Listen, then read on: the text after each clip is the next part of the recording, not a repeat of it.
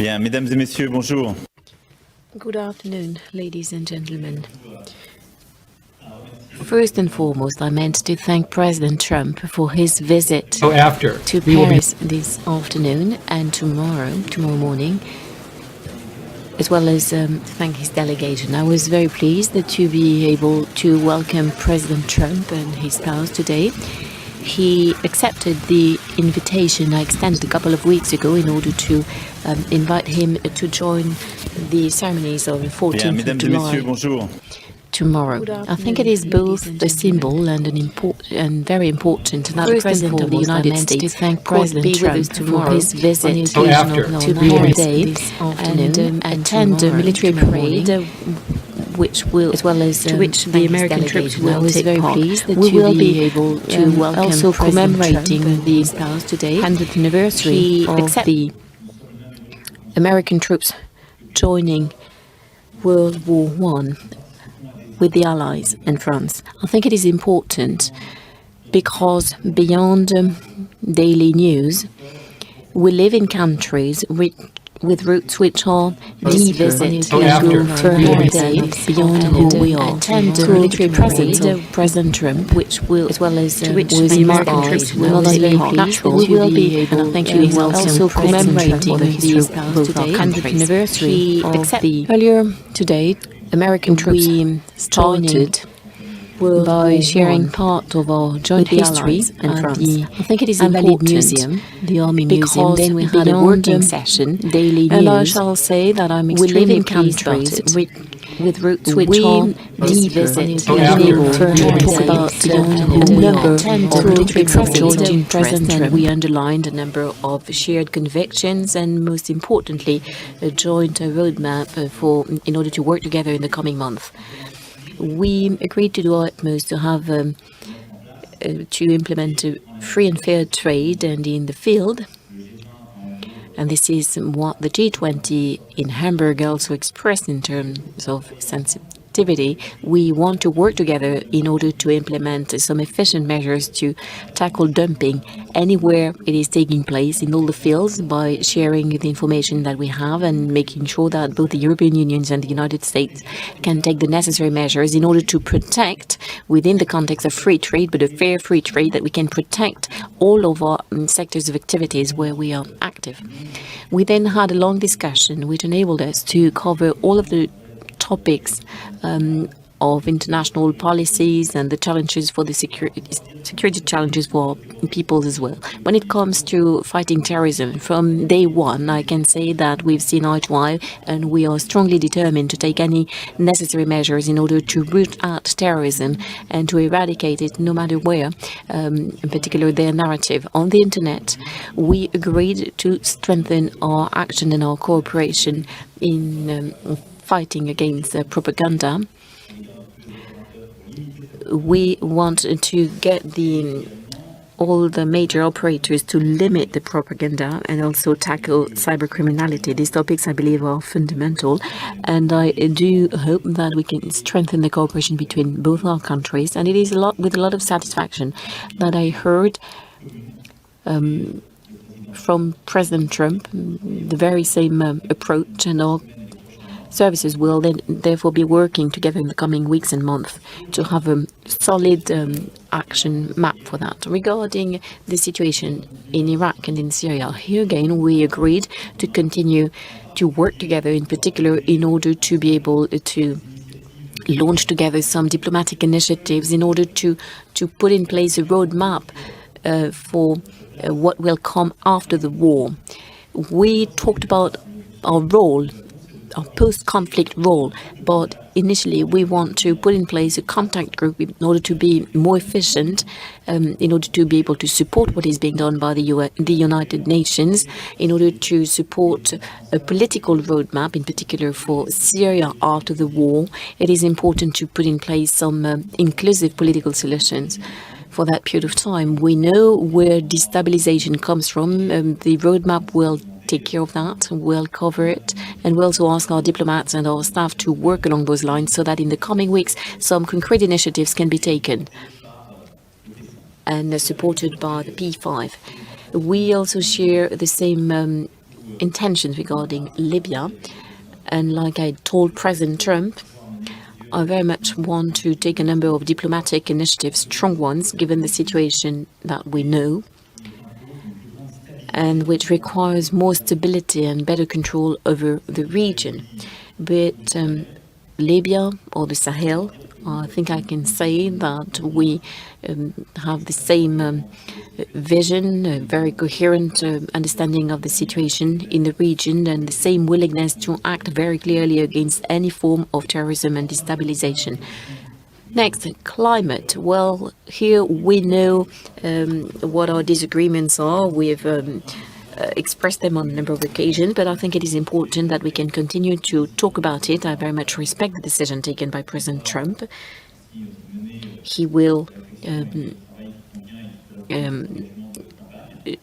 work upon implementing his campaign promises, and as far as I'm concerned, I remain attached to the Paris Accord, and will make sure that step by step we can do everything which is in the Accord. Ladies and gentlemen, this is in summary what we've been talking about. We will continue with a friendly tone and informal one this evening regarding trade and security for both our countries, the fight against terrorism, stability in the Near and Middle East, in Libya or in the Sahel. I can say that we have a shared determination. The United States is extremely involved in the Iraq war, and I would like to thank President Trump for everything that's been done by the American troops against this background. But I would like him to know that I am fully determined to act together with him in this respect. Fully determined.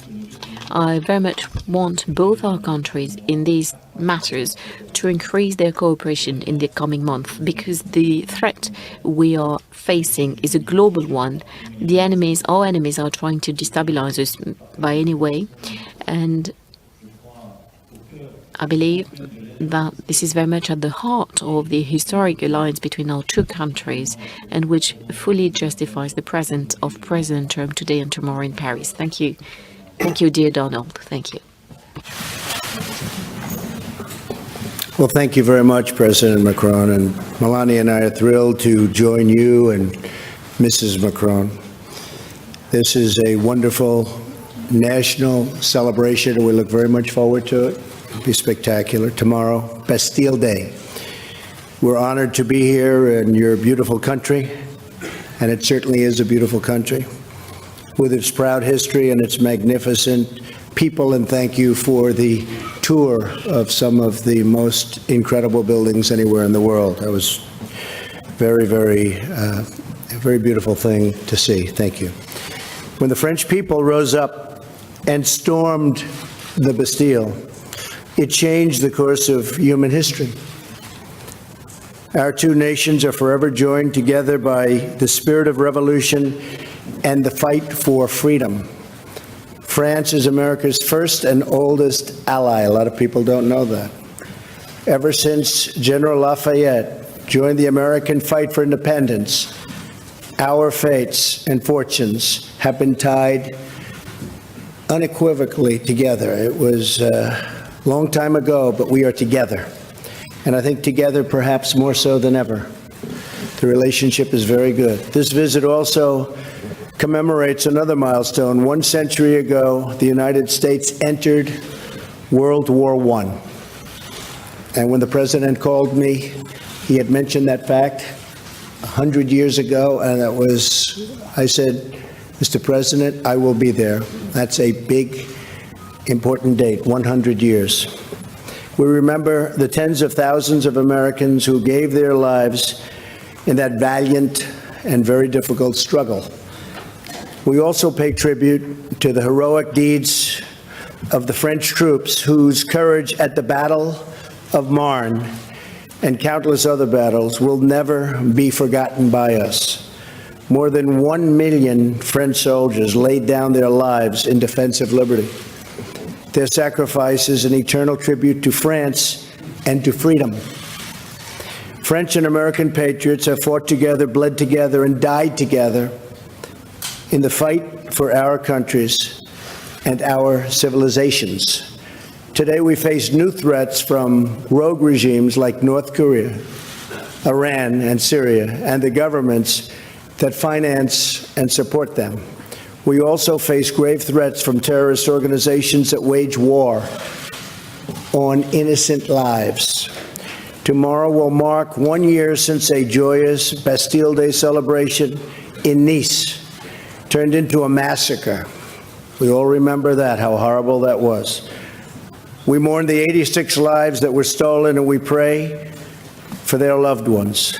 We also renew our resolve to stand united against these enemies of humanity and to strip them of their territory, their funding, their networks, and ideological support. Today, President Macron and myself discussed how we can strengthen our vital security partnerships. We just had a meeting with our generals and our representatives, and it went very well.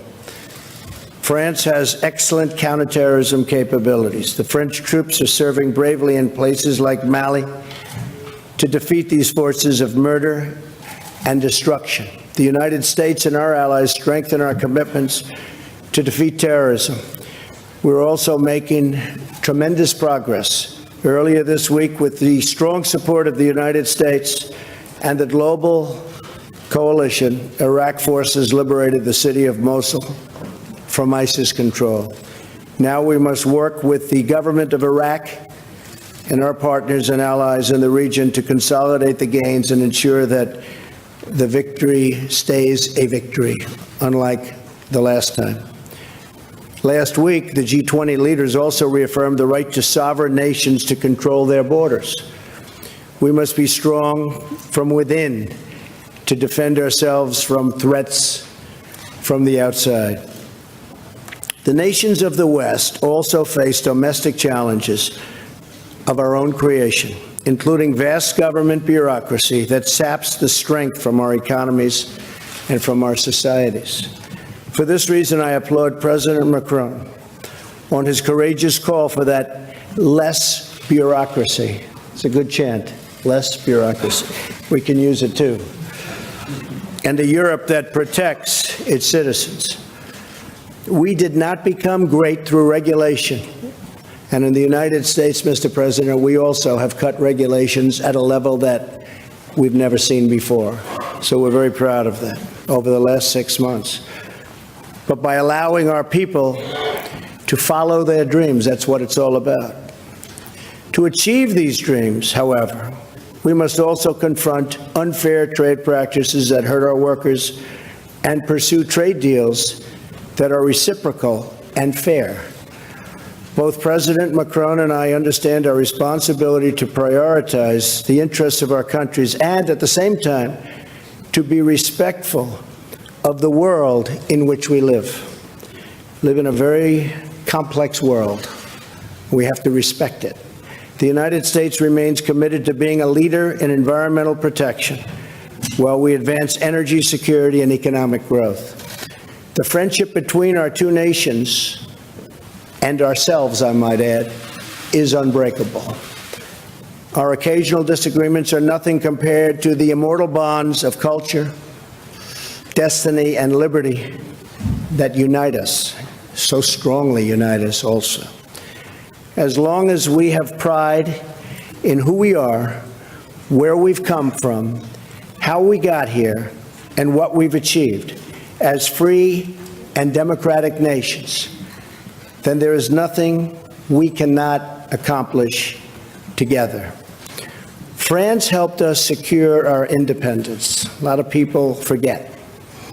In the American Revolution, thousands of French soldiers fought alongside American troops so that, as Lafayette said, liberty would have a country. Ever since then, courageous heroes from both nations have fought for the same noble values and the same righteous cause. Tomorrow, the French tricolor will once again wave proudly alongside the American stars and stripes. Our brave soldiers will march side by side, and we will all be inspired to protect and cherish the birthright of freedom that our ancestors won for us with their sweat and with their blood. President Macron, thank you for inviting Melania and myself to this historic celebration. And to you and your spectacular country, may God bless France and may God bless America. Thank you very much. Thank you. Thank you, Mr. President. Thank you. Très bien. Nous allons prendre, je crois, 4 questions. Very well. I think we will be taking 4 questions. Et ni le président Trump ni moi-même n'avons. Neither President Trump nor myself have a microphone. Alors. He's getting first question, President. Voilà. Allez-y. Messieurs les présidents, bonjour. Alison Tassin. A question from LCI. Sure. The question, first of all, President Macron, regarding what you said on the occasion of the press conference together with Chancellor Merkel. Do you still hope that President Trump, or did you still hope that President Trump could change his mind regarding the Paris Accord? And now, President Trump, is it possible for you to come back to the Paris Accord and change your mind? Next, regarding your relation, how would you describe it today? What about the dinner tonight? Is it going to be a dinner between friends? Well, regarding climate, well, we have a number of disagreements, which are in particular due to the commitments taken by President Trump vis-à-vis his during the presidential campaign. So did I. I'm aware of how important that is, but we therefore talked about our disagreement, and we actually discussed the matter even before President Trump reached a decision. Next, should that have an impact on the discussions we're having on all other topics? No, absolutely not. This is the reason why we share the same views and some major common goals on many other topics, or all other topics, which we've been discussing today, and we shall move forward together. Next, well, of course, President Trump will tell you about it, but he's made a number of commitments, and we're going to be working together, and my willingness is to continue to work with the United States and President on this very major topic. I understand that it's important to save jobs. That being said, we shall leave the United States of America work on what is its roadmap and continue to talk about it. So today there's nothing new and unprecedented, otherwise we would have told you about it. But I believe there is a joint willingness to continue to talk about this and try and find the best possible agreement. As far as I'm concerned, I remain extremely attached to the framework of the Paris Accord, which has been a major international breakthrough, and it is within that framework that I'm working on our priorities, including for the European Union.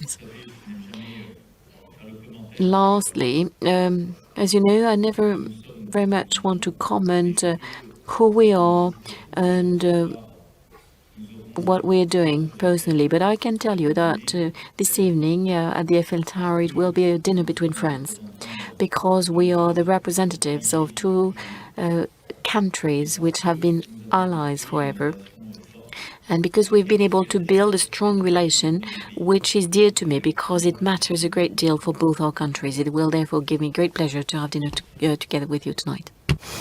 I think that I can reiterate, we have a very good relationship, a good friendship, and we look forward to dinner tonight at the Eiffel Tower. That'll be something special. And yeah, I mean, something could happen with respect to the Paris Accord. We'll see what happens. But we will talk about that over the coming period of time. And if it happens, that'll be wonderful. And if it doesn't, that'll be okay too. But we'll see what happens. But we did discuss many things today, including the ceasefire in Syria, and we discussed the Ukraine, we discussed a lot of different topics. We briefly hit on the Paris Accord, and we'll see what happens. Okay? Yes, ma'am. Go ahead.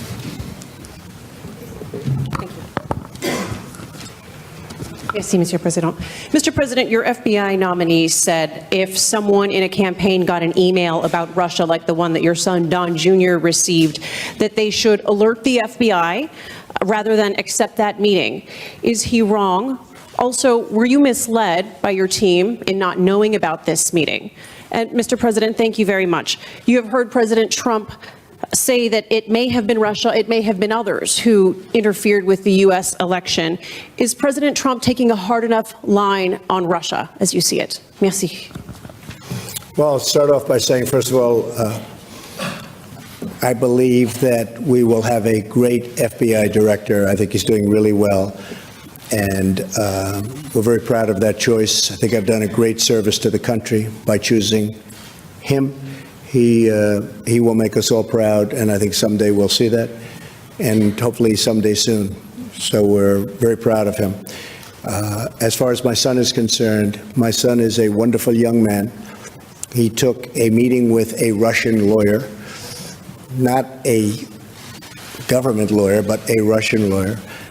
It was a short meeting. It was a meeting that went very, very quickly, very fast. Two other people in the room, I guess one of them left almost immediately, and the other one was not really focused on the meeting. I do think this, I think from a practical standpoint, most people would have taken that meeting. It's called opposition research or even research into your opponent. I've had many people, I have only been in politics for 2 years, but I've had many people call up, oh, gee, we have information on this factor or this person or, frankly, Hillary. That's very standard in politics. Politics is not the nicest business in the world, but it's very standard where they have information and you take the information. In the case of Don, he listened. I guess they talked about, as I see it, they talked about adoption and some things. Adoption wasn't even a part of the campaign. But nothing happened from the meeting. Zero happened from the meeting. And honestly, I think the press made a very big deal over something that really a lot of people would do. Now, the lawyer that went to the meeting, I see that she was in the halls of Congress also. Somebody said that her visa or her passport to come into the country was approved by Attorney General Lynch. Now, maybe that's wrong. I just heard that a little while ago, but it's a little surprised to hear that. So she was here because of Lynch. So, again, I have a son who's a great young man. He's a fine person. He took a meeting with a lawyer from Russia. It lasted for a very short period, and nothing came of the meeting. And I think it's a meeting that most people in politics probably would have taken. Mr. President? Yes, to answer your question, I will. Bien, pour répondre à votre question, je ne vais pas me mêler à la politique interne des États-Unis. Et je pense que c'est un bon principe que de ne pas interférer dans la vie nationale des autres. And I do believe that both of us have a relationship with Russia. President Trump had more than 2 hours meeting with President Putin during the past G20, the last G20, and myself, I had 2 very long meetings with President Putin, the very first one in Versailles and the second one during the G20, and this relationship is very important. We have a lot of disagreements. We have a lot of discrepancies, obviously, with Russia. But in the current environment, especially in the Middle East, it's a necessity to work together, to exchange information, to share disagreements, and to try to build solutions. So that's my relationship with Russia, and we don't have, obviously, the same relationship as the one with the US, but that's a long-standing relationship with Russia as well, and I think it's important that both of us have direct discussion and contact with President Putin. One of the great things that came out of that meeting, by the way, even though it's not part of the question, was the fact that we got a ceasefire that now has lasted for, I guess, Mr. President, almost 5 days.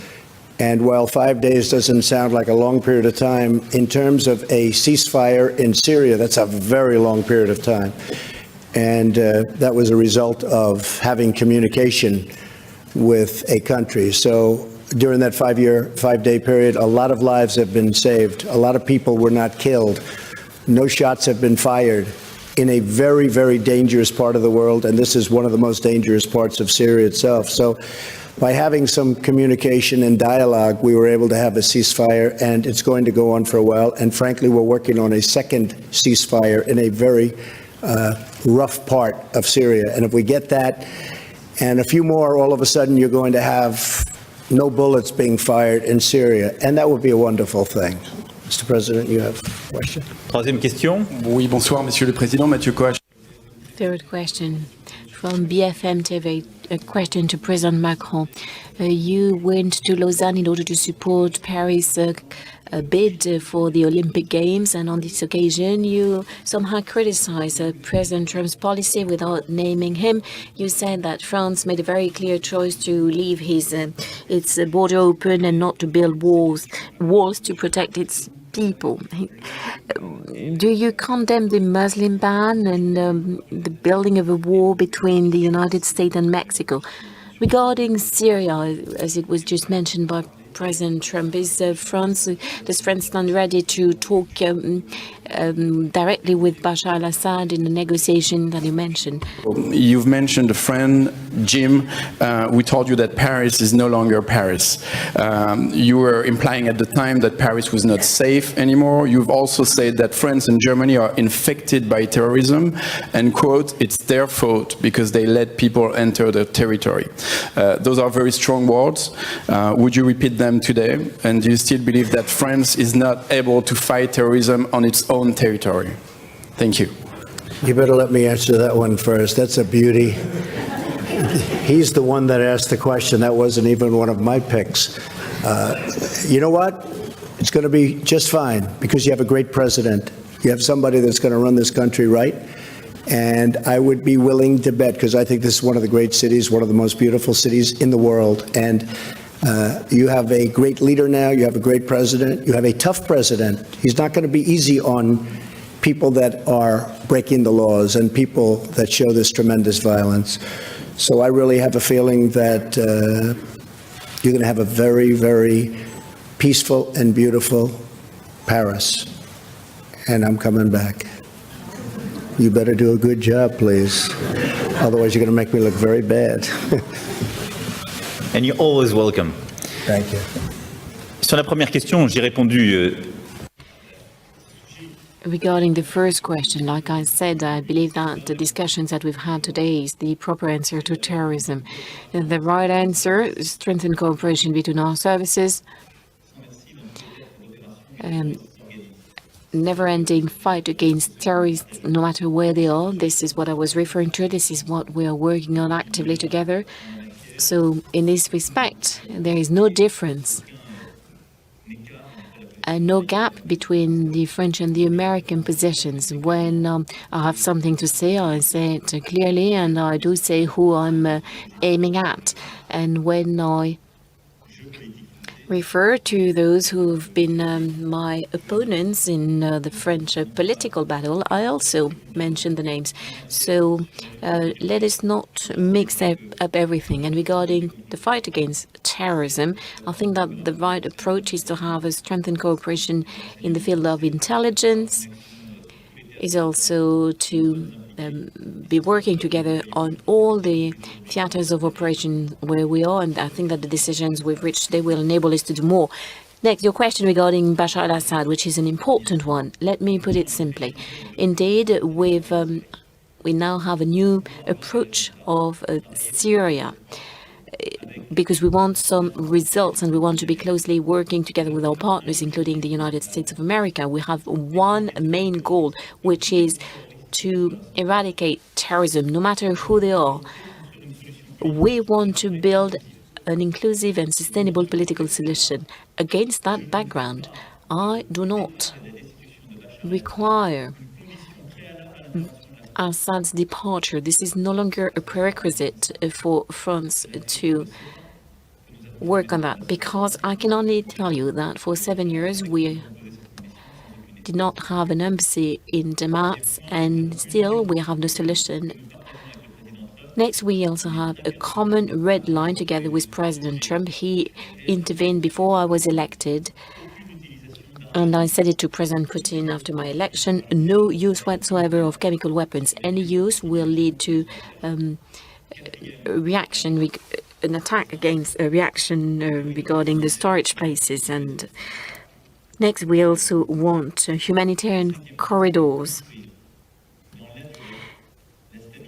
Also, we want to build a sustainable political stability for Syria. This is our roadmap. In order to stick to it, we need a diplomatic initiative beyond our military actions. This is what we've been agreeing upon because we want to take an initiative with the members of the Security Council and a number of countries involved in the process. In the matter. Of course, there will be representatives of Assad that will enable us to put in place the roadmap for after the war.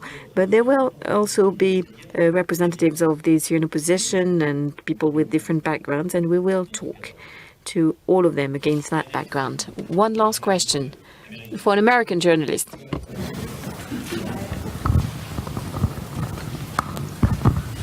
Thank you, Mr. President. Thank you very much. Phoenix TV of China. Ma question est adressée à deux présidents.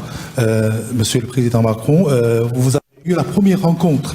For both presidents, Mr. Macron, you had your first meeting with the Chinese president during the G20 summit. What will France do? How will France cooperate with all of these areas with China? And what do you think personally of Mr. Xi Jinping? President during the G20 summit, and how do you want to continue to work with China, and what do you personally think about Mr. Xi Jinping? Thank you very much. Well, he's a friend of mine. I have great respect for him. We've gotten to know each other very well. A great leader. He's a very talented man. I think he's a very good man. He loves China, I can tell you. He loves China. He wants to do what's right for China. We've asked him for some assistance with respect to North Korea. Probably he could do a little bit more, but we'll find out. We're now working on some trade deals. He's been very nice. He's let, as you know, beef go back in, certain financing go back in, credit card financing, and various other things go back in at my request, which is a great thing for our farmers. So a lot of good things are happening, but we're going to be working on some very major trade components. But President Xi is a terrific guy. I like being with him a lot, and he's a very special person. Okay, thank you. J'ai eu le premier entretien physique après une discussion téléphonique. I first talked to President Xi over the telephone, then I got to meet him in the margin of the G20 summit in Hamburg. Early next year, I will be traveling to China. We've agreed to it. So I cannot say that he's a friend of mine or that I know him very well, because I very much want to say things as they are. But we had some initial contacts which were extremely fruitful and positive. I have a lot of respect for President Xi, and I would like to say that over the past few months he did express his willingness to have a vision for multilateralism and wanted to commit himself on a number of topics. I think that many of us remember his words in Davos, and he there very strongly expressed his vision of the role of China. We have a number of joint commitments, including on climate. He's very committed to that, and he told me that he wanted to do more in the field, and I can only be happy about it. He wants some strong cooperation. And like President Trump said, there are also the trade issues, and regarding a number of activities, there are issues, there are differences, but a joint willingness to sort them out. And as permanent members of the Security Council, we want to work together on all of the topics we've been discussing today. And China, in this respect, is a key partner in order to build peace all around the world. And I share what President Trump just said, that China is to play a very specific role regarding the rising tension, the growing tension in with North Korea, and it's important that China can play fully its role in the region. In summary, I think he's today one of the great leaders of our world, implementing a major and ambitious reform of China, society and the economy in China, and therefore my willingness in this respect as well is to have a strategic dialogue, the purpose of which is to continue to talk about the industry, civil nuclear industry, economic matters, and talk about any difficulties we may have together. Bien, il me reste. Very well. Allow me to thank you, ladies and gentlemen, and once again thank President Trump for his visit, and I will be seeing him in a few moments in a friendly atmosphere. Thank you very much. Great honor. Thank you. Thank you, my friend. Thank you. Thank you.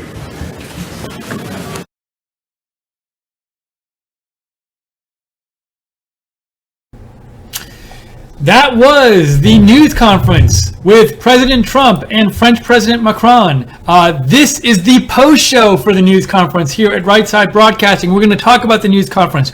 We're going to get your comments on the news conference and read them on the air. If you'd like to write in, what'd you think of it? Write to me on Twitter at Lookner, at Lookner. I would love to hear your comments on the air. And this is Right Side Broadcasting. And I should say, to me, the big thing going on in that news conference, aside from all the specifics talked about, it was like presenting themselves as friends and having a very good relationship. There was lots of good, friendly back and forth between President Trump and President Macron, some joking around. President Macron talking to President Trump in English. There was that one moment where there was this question that was asked to President Trump, and the question was something like, hey, you said all these bad things about Paris, like they can't stop terrorism and blah, blah, blah. Do you still think all of those things? Would you still say all those things?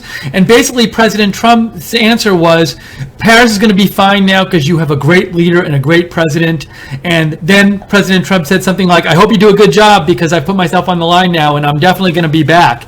And then Macron turned to Trump and said in English, he said, and you are always welcome. He said that in English to President Trump. So a lot of very friendly back and forth, very supportive back and forth between Macron and President Trump. And there was some specific policy stuff discussed, but that really, to me, seemed like the big takeaway and the big thing that President Trump and President Macron were trying to convey during the press conference. So what do you think? I want to hear from you. Write to me at Lookner, at Lookner. I will read your comments on the air. I'm going to get to them right now. First, I want to say, though, if you've liked our coverage and you're enjoying our coverage here at Right Side Broadcasting, and you're enjoying not having to watch us on the mainstream media and having an alternative place to go, please feel free to consider donating to us because we are viewer supported. Viewer support keeps us on the air. If you want to donate, you can go to rsbn.tv/donate, rsbn.tv/donate. Or if you're on YouTube, there's a chat room next to the broadcast. At the bottom of the chat room, there's a $sign. You can just click on that $sign and donate that way. So thank you for watching. Thank you for being with us. This is the post show. Let's take some of your comments. I think some people have written in so far, so let me just check them here. Hold on, I'm calling up my comments here. You can also email me, by the way. The email address is on the screen right now, steve.lookner@rsbn.tv. So, and one thing, so somebody commented, there was, by the way, a policy thing I want to mention was President Trump did say at a certain point in the press conference, they were talking about the Paris Accord, and they have difference of opinion. Macron's a big supporter of the Paris Accord. President Trump, as you probably know, pulled the U.S. from the Paris Accord about a month ago. But Macron said, I respect we have differences on this, and I respect his choice on the Paris Accord. But President Trump did say, we may work something out on the Paris Accord. We'll see what happens. So, as to how serious he is about that, we can't be sure. He might have been saying it to be politic there in the meeting. But at the same time, he did leave it open that there could in the future be something worked out with the Paris Accord, some kind of a revised agreement or something. So President Trump did say that.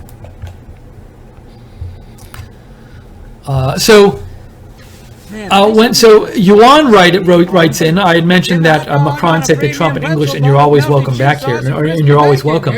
And Yuan writes to me, that seems like a French did at the UK. I think there might be a typo there, but it sounds like you're saying he did something like that in the UK. Feel free to clarify, Yuan, by writing in.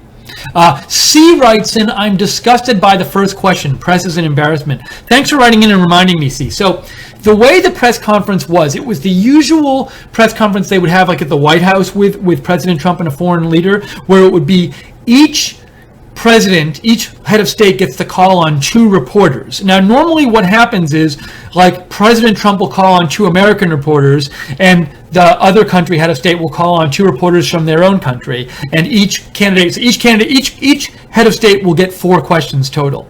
And by the way, Rhonda Keller just made a donation. Thank you so much, Rhonda. We really appreciate it. So in this, what you would think would happen is that Macron's going to call on 2 French reporters, and President Trump's going to call on 2 American reporters. Now, as predicted here, I said I thought all the American reporter questions might be on Don Jr. And I was actually right, and here's why. The first American reporter called on by President Trump, the whole question was about Don Jr. and Russia. The question was like, you know, it was kind of negatively phrased question about Don Jr. And about the meeting and asking President Trump's opinion on it, and then the question that reporter had for Macron was like about interference in Russia, so it was all about that stuff. And in his response, President Trump said things like, he said, look, you know, it's opposition research is something that happens in politics all the time. I would have taken the meeting. A lot of people in politics probably would have taken that meeting. Nothing really happened in the meeting. Having meetings about opposition research is a normal part of politics. That's what President Trump said. But it's very interesting to me that when it was time for the second question to be asked by when it was time for President Trump call on his second reporter, so he only gets to call on 2 reporters, and presumably they're both going to be American, he called on someone who I believe was a Chinese reporter, because that reporter spoke Chinese. Now, they also spoke some French and English, but it didn't sound like their first language, and I have to assume that was a Chinese reporter, not American reporter. If they were a Chinese-American reporter, their focus was on China, not on America, from what I could gather. So, but anyways, they asked, that person from China asked a question all about China and what the leaders thought of Xi, and it had nothing to do with Don Jr. But I wonder, is it possible that President Trump heard that first question from the American reporter and just said, I don't want to deal with another question because it's just going to be another question on Don Jr. It's going to be the same kind of thing. So I'm going to call on the Chinese reporter. Or perhaps, did President Trump, was this his way of tweaking the press and saying, look, I know what you're up to. I know you're going to focus on this. So I'm not even going to use both my questions to call on the American press. I'm going to use my second question to call on somebody not from the American press. So I bet a lot of American reporters are very angry right now because, like, people from CNN are like, he didn't even call on us so we could call on a Chinese reporter. I bet a lot of them are angry. So that was a really interesting moment in the press conference. Okay, I want to hear some more of your comments here. If you'd like to write in and say what you thought of the press conference, any comments you have, write to me on Twitter at Lookner, at Lookner. Feel free to follow me too. I cover lots of breaking news all the time, and follow Right Side Broadcasting at RSB Network. Okay, Ronnie Mercer says, those 2 leaders seem to have a great affinity for each other. I didn't think Trump would get along with Trudeau or Macron. I was wrong. Yeah, they did seem to get along very well at that meeting. You had a couple times Macron say stuff to President Trump in English. You had President Trump say Macron was a great leader. And it didn't seem to be like, sometimes this kind of stuff happens, it seems like forced. It seemed like they were getting along quite well. It didn't seem like they were just sort of saying the words without any genuine warmth to each other. Now, who knows what the relationship is really like? You never can tell. But at least publicly, it seemed to be a very good relationship, and they seem to have very good chemistry with each other. And it's also, I will say this, it's pretty bold, I think, for Macron, because there are a lot of people in different countries who don't like President Trump. I don't think that's big news. And in Europe. And Macron really stood up today and basically said, I'm a friend of President Trump and I want to work with him and I support him. And that's pretty bold, I think, a pretty bold move to do. Have we seen any other leader of a major country, of like a, I want to say major country. I'm not trying to say other countries don't matter. I'm just saying, have we seen any other leader of a major country? Well, Theresa May was pretty supportive way back, I want to say in January, when she had a press conference with President Trump. So, but that was pretty strong support, and pretty bold today from Macron, I think, going out there like that and talking about what a great relationship we have, and openly showing that he is friendly and has a great relationship with President Trump. That's really what the purpose of the press conference seemed to be to me. Black Trump writes in, do you think Macron is making a power play globally with this friendship over Germany? We talked about this a bit in the pre-show, and I definitely think it's possible. I've read a number of articles suggesting that Macron thinks this is an opportunity for him, given that there's a lot of tension between President Trump and Merkel does not have the greatest relationship right now with President Trump, and also that Theresa May, they have some differences there, and she's concentrating on the Brexit stuff right now. She's not really concentrating on her relationship with Trump. And President Trump said that he was critical of her performance in the election that she had. So perhaps this is, I wouldn't doubt that this is self-interest, and Macron's doing it for some sort of self-interest for France. So, but maybe he feels that getting close to Trump now is a great opportunity for France because no one else is stepping into that role from Europe, and it could benefit France in the future. So certainly, Black Trump, I think it's quite possible. Okay, looking for more comments here. James Cox said, can't the president have a safe space already? That's from James Cox. Thank you. I assume you're referring to the first question about Don Jr. Now, I assume my issue that I talked about in the pre-show was, I said, look, if they want to ask a question about it, that's fine. My worry was that all the questions were going to be about Don Jr. And with the press briefings, I don't mind if they ask a question about this kind of stuff, but as we've seen some of the press briefings recently, there'll be some Russia-related story, and instead of asking one or two questions about it, 70% of the questions in the press briefing will be repeated questions about the same sort of stuff that don't really go anywhere, and some of them are just not even really questions. They're more kind of critical statements disguised as questions, not designed to actually get any information back. So, I think that can be an issue. And perhaps President Trump, I really wonder, was his choice to call on the Chinese reporter, was that planned in advance? Or did he go in maybe thinking, look, if I get a not Don Jr. question for the first one, I'll call on an American reporter for the second one. But if I get a harsh Don Jr. question for the first one, I'm just going to call on the Chinese reporter for the second one. Or was that just spur of the moment by President Trump? I wonder why. There's all these different possibilities on when was his decision made to call on the Chinese reporter for the second question that would normally go to an American reporter, and why. I find that fascinating. Let's see here. C. Miller, I had posted, the thing about I had posted that on Twitter that for the second question, President Trump chose to call on the Chinese reporter, and C. Miller posted in response, "Wow, globalist." And Miss Prim GA posted in response to that, "Love it."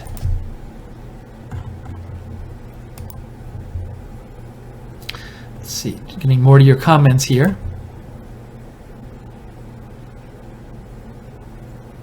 Donald Mills posted on Twitter in response to one of my tweets, "Ridiculous, their media asks a legit issue question, and our media asks a surprise Russia question. They just won't quit." And C writes also, "It is embarrassing." And there was a contrast there, because I believe the first question from the French reporter was about the Paris Accord and focused on that. And this person who wrote in said that's a real issue question, and our reporter asked a surprise a Russia question, and they are not happy with that. Now, someone might say, hey, the Don Jr. thing is a real issue question. I think people, though, aren't just frustrated. People who are frustrated about that question aren't just frustrated about that question. They're frustrated about the past few months of the general direction of and topic of press questions in the press briefings and to President Trump in general.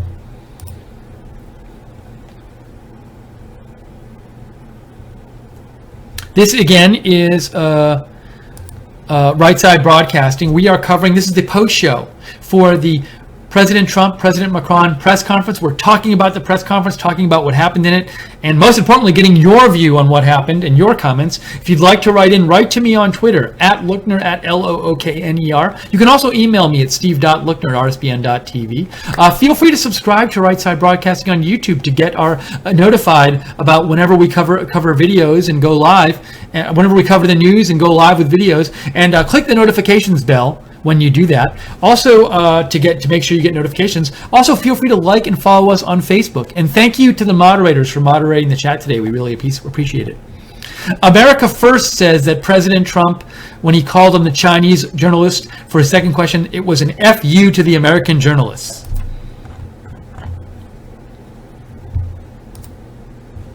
Lamarcus Small writes in, Macron seemed like he was a robot and just seemed totally emotionless during the presser. So I don't agree, but I understand what you're saying, Lamarcus. Here's the thing. I don't know if you've seen Macron much. Macron is not known to be a very emotional person. He's known to be like a technocrat, someone who's smart but kind of focused on policy. And I actually think, given what I've seen of Macron, this to me seemed like he was very warm toward President Trump, and there were those moments like when he smiled and said in English to President Trump, "You're always welcome here," and they shook hands. And at one point I didn't catch it because I was going back and forth with a lot of things, but I saw a reporter tweeted about it that Macron winked at President Trump during the press conference. So I think, maybe when you compare Macron's way of acting to Trump, Macron might have not seemed that warm or whatever, and a bit robotic, but that's Macron in general. And I think given what I've seen from Macron, he seemed to me to seem warm today toward President Trump. Now, that doesn't mean somebody couldn't disagree. Feel free to disagree with me on that, but that was my impression here. Timothy Williams writes in, I agree the questions the journalists asked were fairly standard. This was all about the relationship between the U.S. and France. In regards to the Paris Accord, Trump is being polite. He knows the other nations aren't going to budge and the U.S. won't accept a dumb deal. And it's very, as I said, I agree with you. It's very possible that President Trump was just saying, hey, something might happen with the Paris Accord, just to be polite, just to not upset Europeans, just to throw it out there. It'd be a political thing to do. Doesn't mean he's serious about it. We don't know. Maybe he is serious about it. Don't know about that. Thanks for those messages. Some more messages here. Hey, it's Norway. Good to hear from you, Norway. Norway says, let's wait 3 to 4 years and compare France's open borders policy and America's will to remain an independent nation state by building a wall and stopping the devastating influx of foreigners that will be a burden on America. Trump will try bridge building to see how it pans out. It's the only smart strategy. In the long run, though, France will need America's support way more than America will need France's. Only time will show if the revolutionary brotherhood will be enough to sustain the relationship between the two. Thank you, Norway, for writing in. Let's see here. This is from Solomon's Temple writes, isn't it ironic that the Democrats have effectively handcuffed the government while determining if Putin tried to handcuff the government? Self-fulfilling prophecy. That's from Solomon's Temple.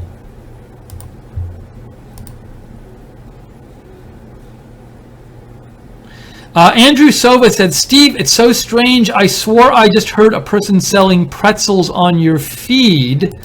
I hope it wasn't just me. I haven't heard anyone selling pretzels on my feed. I don't believe there's any other audio coming in.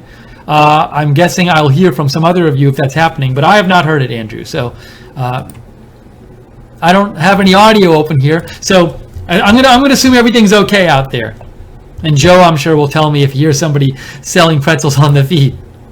There's no one in here in the studio selling pretzels, as far as I'm aware.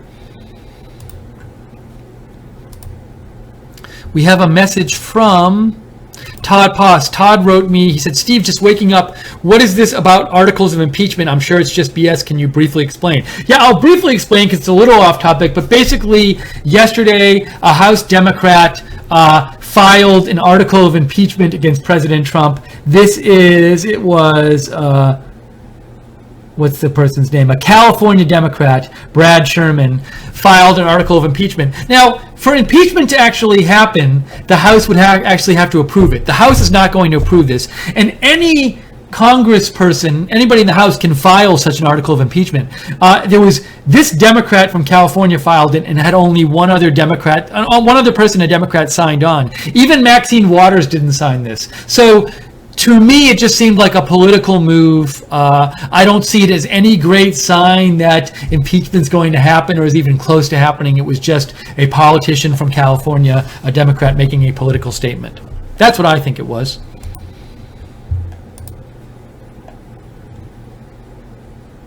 Let's see here. James Cox writes in.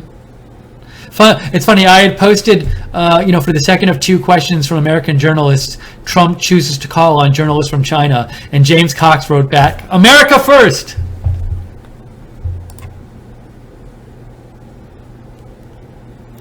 Fred Golubiowski writes in, he thinks that President Macron was genuine toward President Trump. KJ Workman says, let's see here. Ronnie Mercer says before, Steve, Macron said a final Syrian solution didn't have to include the ouster of Assad. I thought Europe wanted Assad gone. No, I had seen this reported yesterday that Macron was, I haven't been following Macron's Syria policy, but I saw this yesterday reported that Macron was no longer insisting on Assad being out. And now on this, by the way, that doesn't mean that Macron is a fan of Assad. It's just, it seems like more realism because, one might think, look, even if you don't want Assad there, he's not going to leave willingly. And if the most important thing is to get a peace deal done, then you might be willing to just let Assad stay in power, because if you don't let him stay in power, you're not going to have any chance of a peace deal. So that might be the thinking there. Oops, excuse me. Okay, it's Right Side Broadcasting. This is the post show, and we're covering the press conference. We're taking your comments and getting your feedback on this press conference. We'd like to hear from you. Mainstream media doesn't do that. CNN doesn't say, hey, write in and we'll read your comments on the air about the press conference. But we want to hear what you thought. So write to me at Lookner, at Lookner.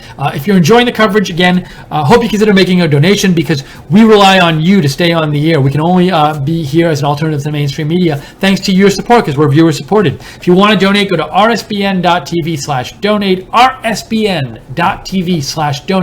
or donate in YouTube just by clicking on the $sign at the bottom of the chat room next to this broadcast.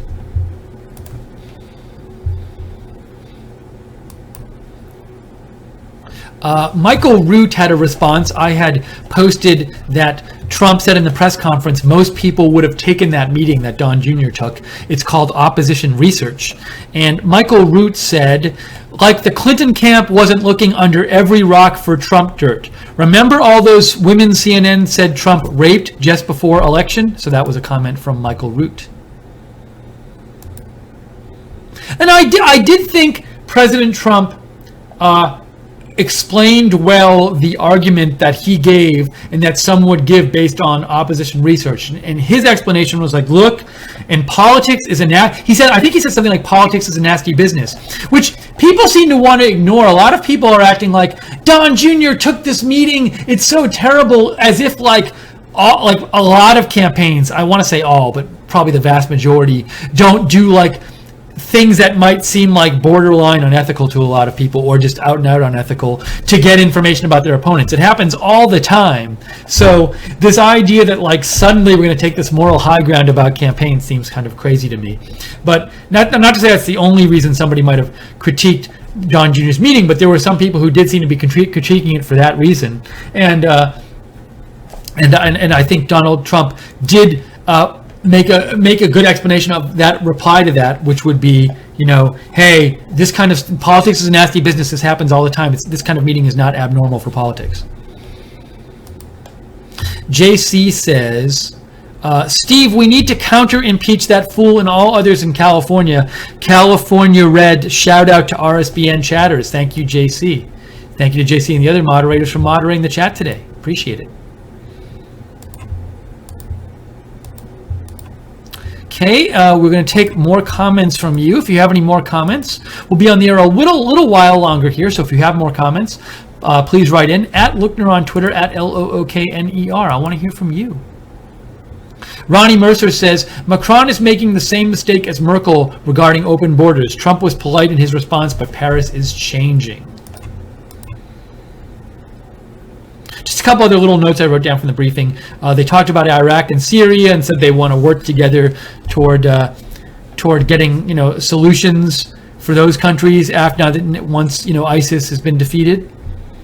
A Canadian man just gave us a donation of $2 Canadian. Thank you so much, Canadian man. Really appreciate your support. Hello to everybody watching in Canada. I know we have a bunch of viewers there. What else?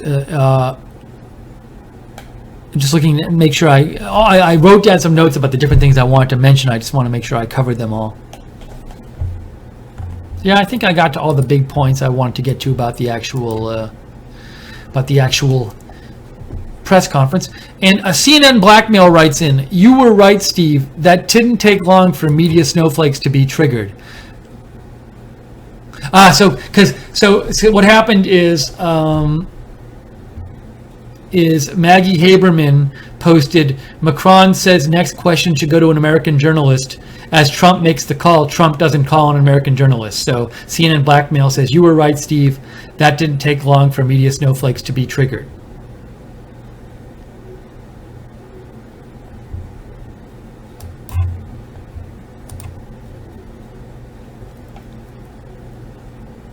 Thanks, CNN Blackmail, for letting me know about that tweet. I'm sure there are going to be I'm sure there are a lot of other angry American journalists about that.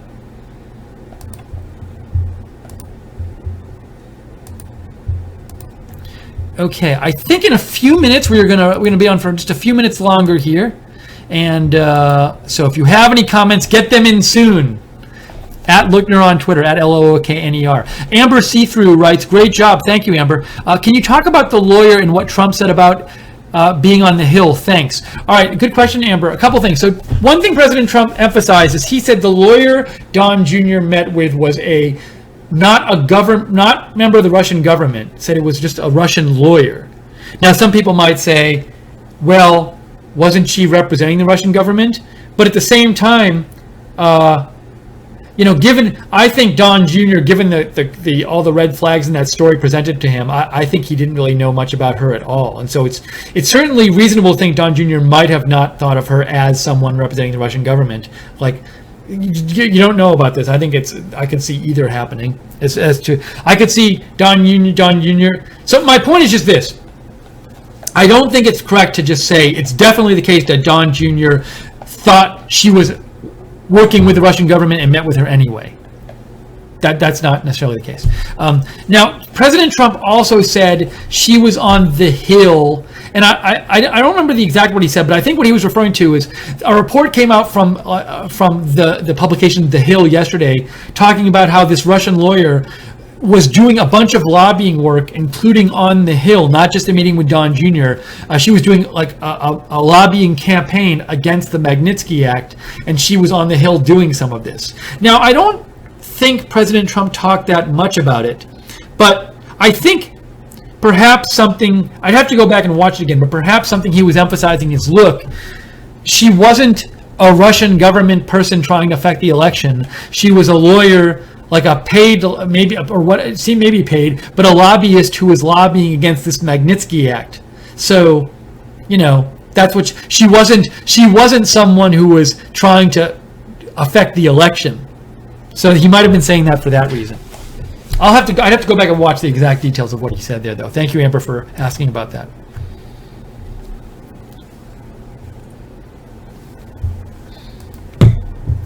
Make sure I'm all caught up here. I also want to do a real quick check, because I've been speaking about, sometimes you get some reactions that happen on Twitter after these press conferences, and I've been talking to you, taking your feedback, and I just want to make sure, I want to see if there's anything I missed on, is there any media reaction or any kind of recent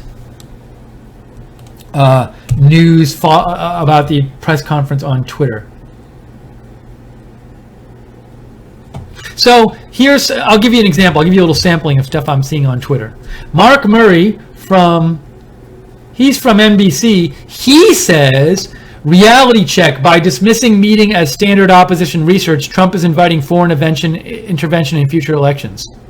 Now, something I'll say here is, don't countries and haven't countries for a long time intervened in other countries' elections? Not fix the ballot box, but I certainly think that countries all the time try to affect other countries' elections in surreptitious ways. So I do not think that saying a country giving a candidate information about another candidate, by President Trump saying that's opposition research, that's inviting foreign intervention that was never there before. I just think people are with blinders on, a lot of people, about how much this kind of stuff actually does happen. I bet America tries to influence other elections too. So, that's my little comment on this kind of thing. All right, let me just do a quick check here. Go back to me. By the way, we got a donation. Breaking Now gave $50 and said, F all you freeloading bastards. These guys try really hard and you never donate. They'll go away soon if you don't help them. Remember what they did for Trump? Perhaps you would be under Hillary if not for them. How soon we forget. Now, thank you for the donation, Breaking Now, and thank you for encouraging donations. I will say, look, we understand a lot of people don't have money to donate. So we certainly don't take it personally if people don't donate. And also, it's America, and also around the world, we think people are free to donate what they want. So we harbor no ill will toward people who don't donate. However, we do like being an independent, agenda-free outlet for the news, and we do feel like we offer something that's not offered anywhere else. We're agenda-free. We don't tell you what to think. I might say, and I'll editorialize once in a while about what I think, but for the most part on policies and stuff, I'll say I'm not going to tell you what to think. We give you different arguments and let you decide.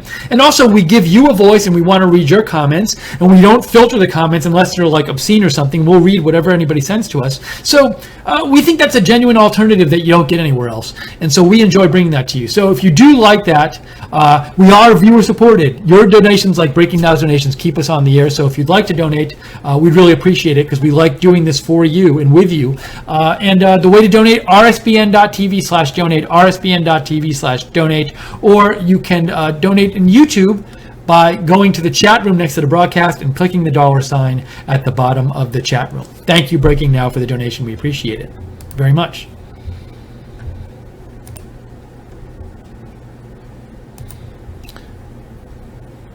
Boo Grow, we talked about that Jimmy Carter story earlier and said we are hoping he feels better. Hold on, there's another message here I want to get to. And deplorable Jenny, I saw that. President Jimmy Carter collapsed. He was dehydrated and collapsed at Habitat for Humanity today, was taken to the hospital. We're hoping he's feeling better.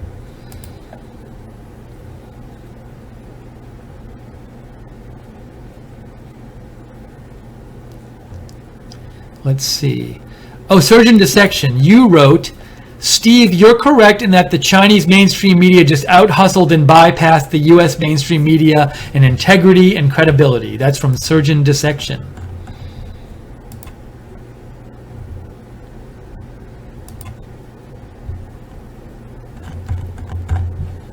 And,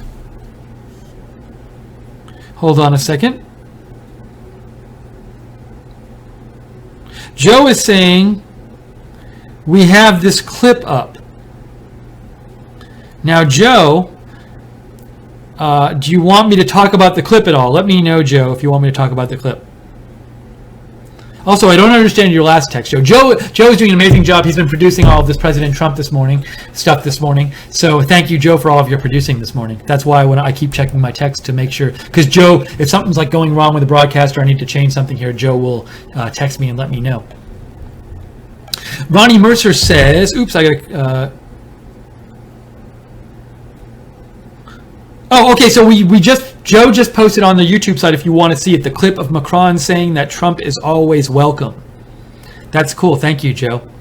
And Joe, it'd be great. Also, I'm thinking because people are writing in about it. We should post the clip of Trump for the second question, for the second U.S. reporter question, calling on the Chinese reporter, because a lot of people keep writing in on that. So I'll call you after about that, Joe.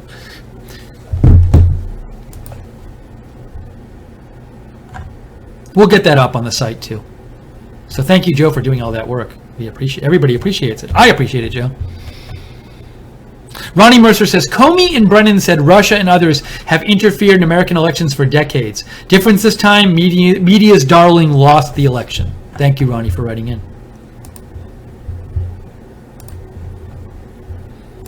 Okay, I think we're going to wrap this up right now, wrap up our coverage here of this press conference. If there's more breaking news today, of course, or tonight, we will be on air for you with that breaking news. So if you want to know when we're coming on the air and see our videos, subscribe to us on YouTube and click the notifications bell, and or like and follow us on Facebook, and or subscribe to us on, or follow us on Twitter at RSB Network. And I on Twitter, I'm at Lookner, at Lookner. So for breaking news updates, you can always follow me on Twitter at Lookner. Appreciate very much all of your comments, writing in, all of your questions that you sent in. Mostly comments today, but thank you for writing in. Everybody who watched on all our platforms, and the people who donated, thank you so much for donating. Again, if you'd like to donate to us, rsbn.tv/donate. And the moderators for doing their usual excellent job keeping the chat a friendly and safe place to discuss the events of the day. So I think for right now, we're going to go off the air, but we will bring you, we'll come on the air and cover news when it's happening, whatever it might be. So for now, I want to thank you everybody in the chat room who's saying thanks. Thanks to all of you guys for watching and for all of your comments. And so we're going to sign off for now. I hope you have an excellent day. And I believe, is it Thursday today? It's already Thursday. We're already at Thursday. So an excellent Thursday and rest of your Thursday. And maybe we'll see you soon later. Well, we'll see you soon at some point, but maybe later today. Who knows what news will happen. But for now, I am Steve Lookner. Thanks again to Joe for all your excellent producing work. Thank you to all of you for watching. And I'm going to sign off right now. But for now, from all of us here at Right Side Broadcasting, thank you for watching and have an excellent day.